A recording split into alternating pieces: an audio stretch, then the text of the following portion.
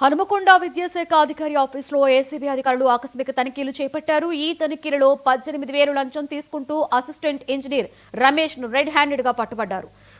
కొడకండ్లలో school building మంజూరు కోసం రమేష్ లంచం డిమాండ్ చేసినట్లుగా సమాచారం. ఈ క్రమంలో ఏసీబీ అధికారులను ఆశ్రయించారు బాధితులు. బాధితుల ఫిర్యాదు మేరకు హనుమకొండ డీఈఓ ఆఫీసులో ఏసీబీ తనిఖీలు చేపట్టింది. రమేష్ ను అదుపులోకి తీసుకున్న అధికారులు కేసు నమోదు చేసి దర్యాప్తు చేస్తున్నారు.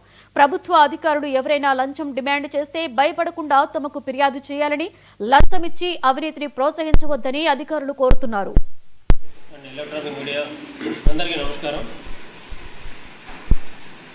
కొడకండ్ల గ్రామం జనగాం జిల్లాలో పిఎంశ్రీ పథకం కింద సైన్స్ ల్యాబ్ బిల్డింగ్ సుమారు 13 లక్షల వ్యయంతో ఫిర్యాదుదారునికి ఆథరైజేషన్ ఇవ్వడం జరిగింది. ఫిర్యాదుదారునికి ఇచ్చినటువంటి వర్క్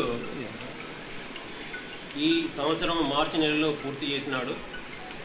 వర్క్ పూర్తి చేసినప్పటికీ కూడా అతను ఎంబుక్ రికార్డ్ చేసి ఫైనల్ బిల్లు హైదరాబాద్ పంపడం కొరకు ఫిర్యాదుని 18,000 రూపాయలు ఇవ్వాల్సిందిగా బలవంతం చేయడం జరిగింది. ఆయన మొదటి విడతగా 10,000 రూపాయలు ఇచ్చాడు. మిగిలిన 8,000 రూపాయలు నేను ఇవ్వలేను అని అంటే, లేదు ఆ 8,000 రూపాయలు ఇస్తేనే నేను ఫైనల్ ప్రొసీడింగ్ తయారు చేసి ఫైనల్ బిల్లు పంపిస్తా అని చెప్పి.